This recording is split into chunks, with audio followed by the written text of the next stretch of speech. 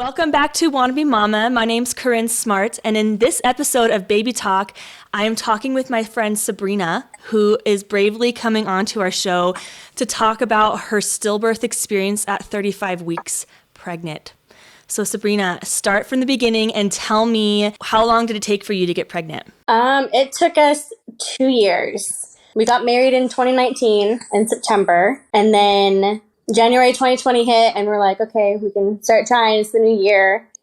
So we started trying, thinking like probably millions of others, oh, it's going to be easy. You never think about complications. Mm-hmm. So 6 months goes by, we started kind of questioning, and then a year goes by and nothing was happening. So we both go get tested. I come out fine. He had low testosterone. So they put him on medication, and within 6 weeks into the second year we were trying, I came out pregnant. Woo. Yeah. So I was very excited.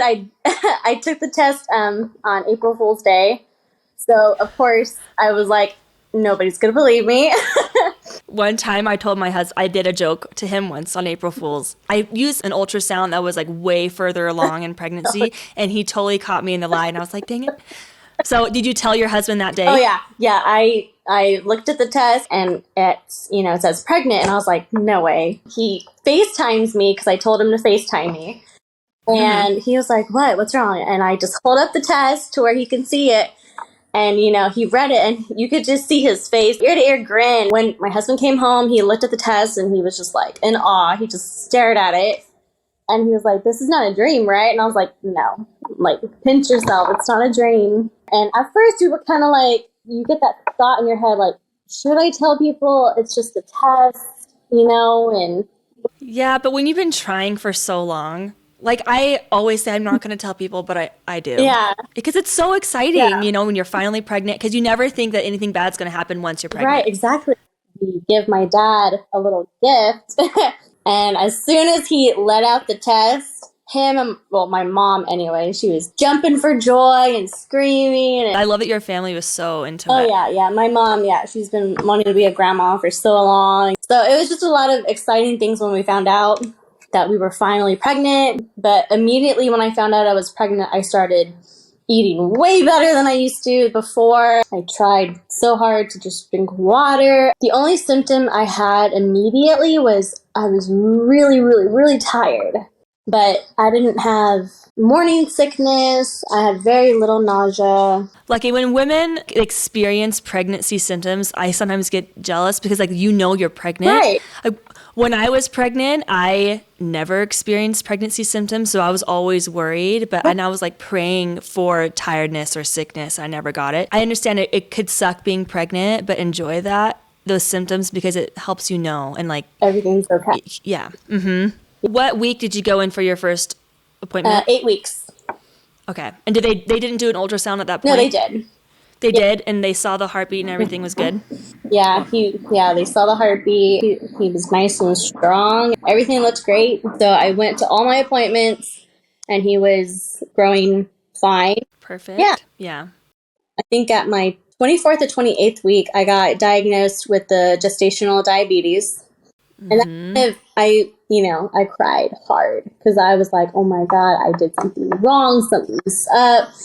And when I went in for my consultation, they were like, it's not you, it's placenta. And I had no idea. Yeah, when I was pregnant, I was on the verge. Like, I had to do the test twice because they're like, So I had to go in another day, did the whole test again. And they're like, hey, you don't have it, but you're on the verge. Oh, man. Like, did you eat beforehand?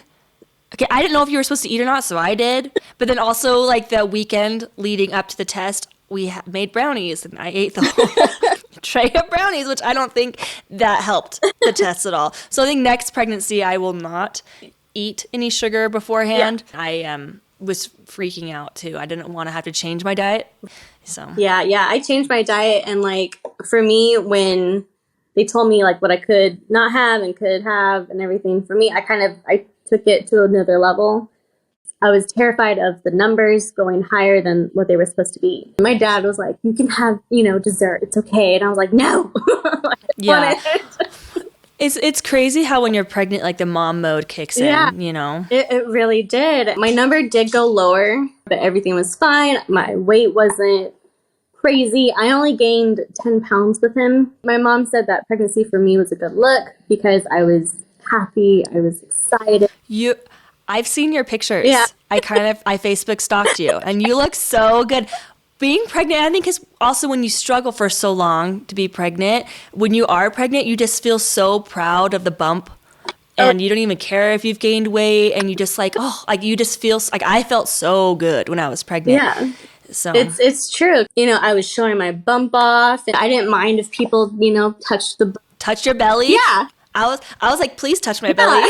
I love it. Yes. Yeah, I was just loving it. From what my doctor said during my, I think second to last appointment, she said I was a textbook perfect patient. Love it. Complying with everything. You didn't have any inclination that anything was wrong. No. So the week of my baby shower. What pregnancy week was that for you? 34. Was it around Halloween? It was. Okay. Yeah. Yeah, it was around Halloween. It was like 2 days before Halloween. Okay. So the week before my baby shower, he was kicking everything. We were getting prepped. I think the last time I remember feeling him really kick was the day before my baby shower at dinner. Because he kicked me right under the ribs and it did not feel too good. That's the last really good memory that I have of him kicking. And partially it's probably due to, the trauma, just blocking everything out from that point. Yeah. Something, because I had no inclination at the baby shower. Everything was fine. Like no leakage, no bleeding. Some kicks, no kicks. I can't remember if I felt kicks because we were, in and out of doing things and everything. I was busy on my feet.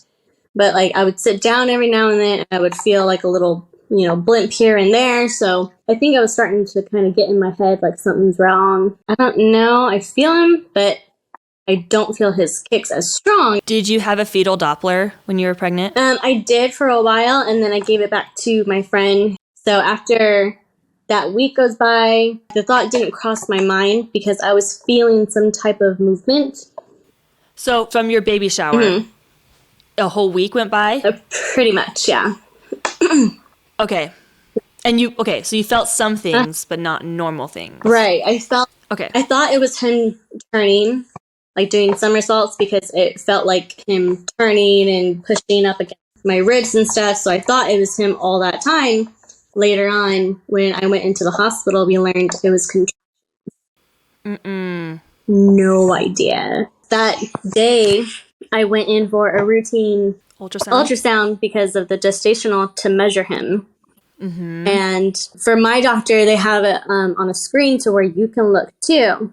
Well, she would pass over the chest cavity and I didn't see the red or blue that was normally there as an indication, of his heart being there or beating. Pumping, yeah. So I was kind of like already tipped off and I was like, okay. And then she got quiet.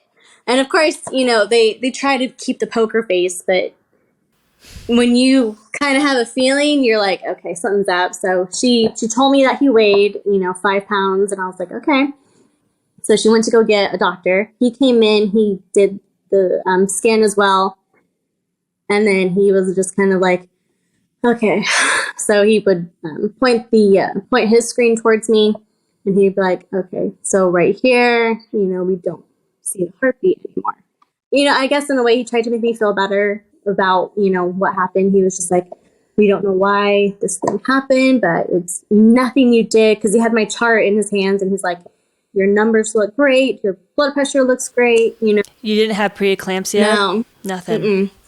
So he was like, everything looks great, so it's absolutely 100% not what you did. I was really trying to keep it together because I'm not one to cry in a doctor's office, especially when I have to go through the office again in front of, women. He gave me like, okay, well, go home, talk to your husband, but we suggest that you come in to the hospital so we can get you prepped for delivery. Yeah, I'm surprised he even took you home. Because how long did they say he was they don't deceased for? They don't know. Mm-mm. So Okay. it could have been, yeah, they never told me how long he was actually gone for. So, because like in my head, I'm trying to go back days. Yeah. I'm like, I can't even remember. I called my husband, and of course, sobbing my eyes out. I'm on the way home. I'm surprised I got home okay. But I got home. My friend told me to go to the hospital to get a second opinion just in case. So I did that, and they confirmed what they called him was a fetal demise. And so they were like, we got to get you, we got to get him out for your health now. And they still at that point had no idea why. No. Okay. No idea why. So they admitted me on the 3rd, and then So how many days after your ultrasound when you found out that he died? how many weeks was I? Or No, how many days after you found out did you go into the hospital to get I went delivered? the same day.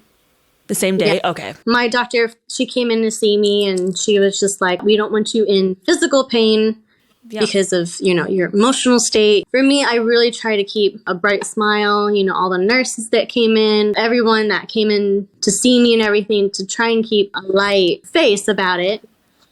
Why? I think it's a Coping mechanism. Distraction. Yeah, like a disassociation kind of.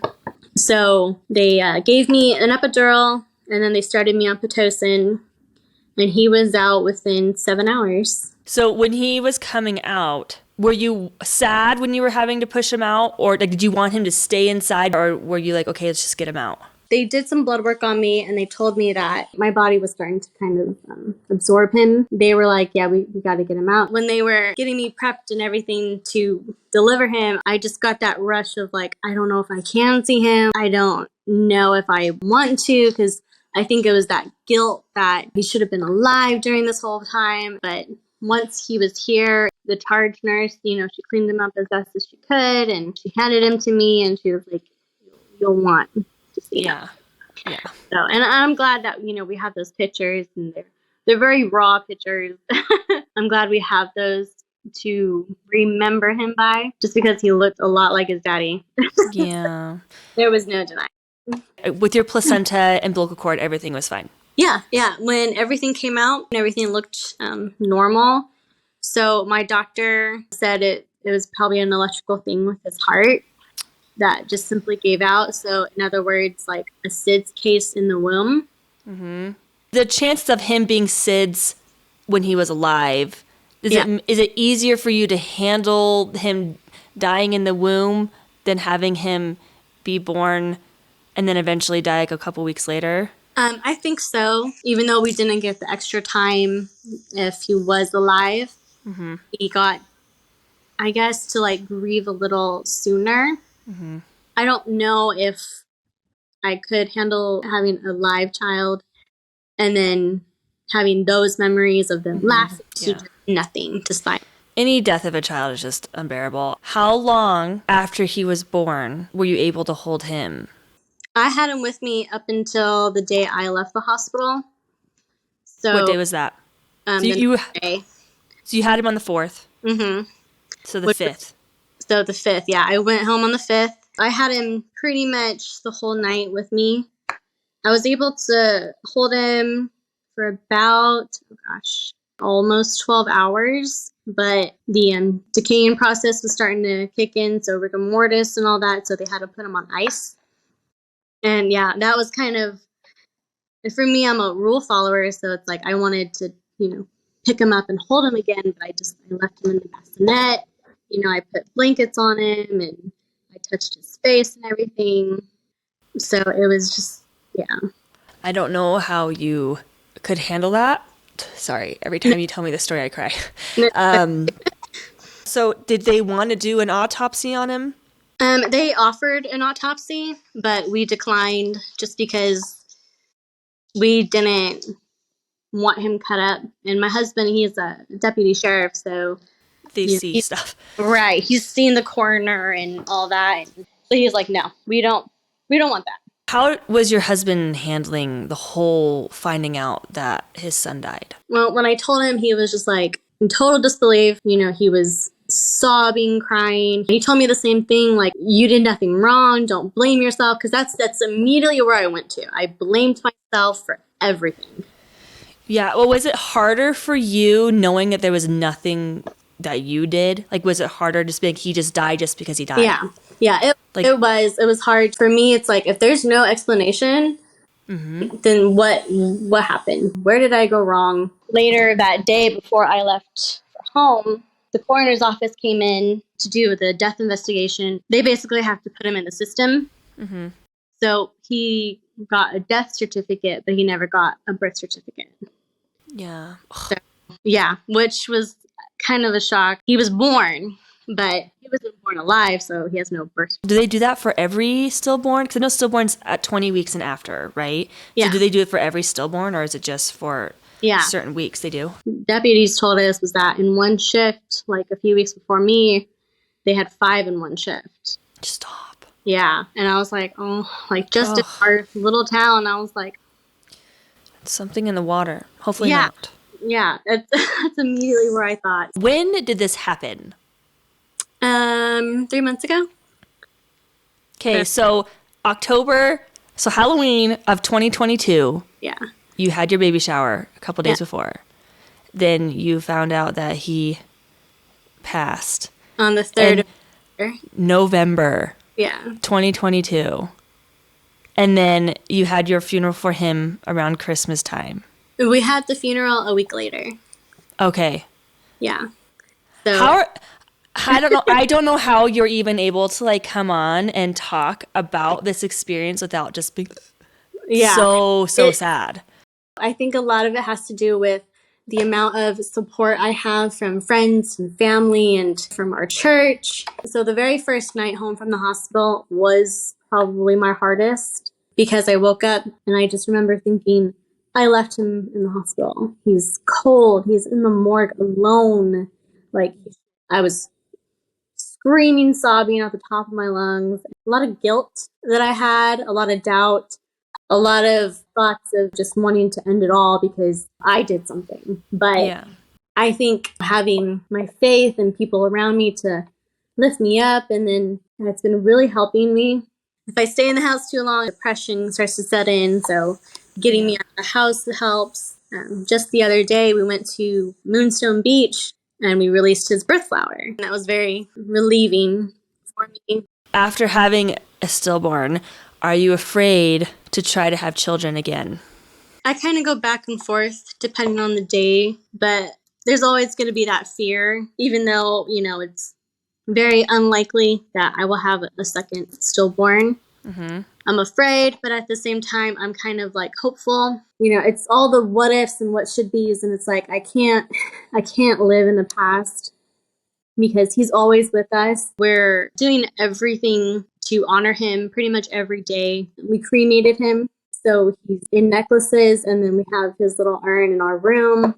And then we got memorial tattoos for him, and we make it a point to say his name and that it's not taboo. What is his name? Barrett. Yeah. I love it. So it's not, taboo with anybody. Because a lot of times people are like, oh, they don't want to talk about it or they want to keep hush about it. And it's like, no, because you do that and you're going to forget. We don't want to forget anything. What advice would you give women who experience a stillborn?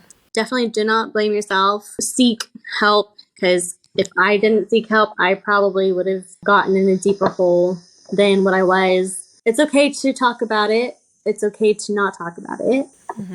It's okay to feel all the feelings that you're going to feel. Hurt, sadness, anger, even envy for those that are expecting or, just now get pregnant or something. And you're like... the fact that you went to a baby shower on Sunday... Yeah. When you told me that, I was like, I don't know how you're going to that. I'd be so, the whole time.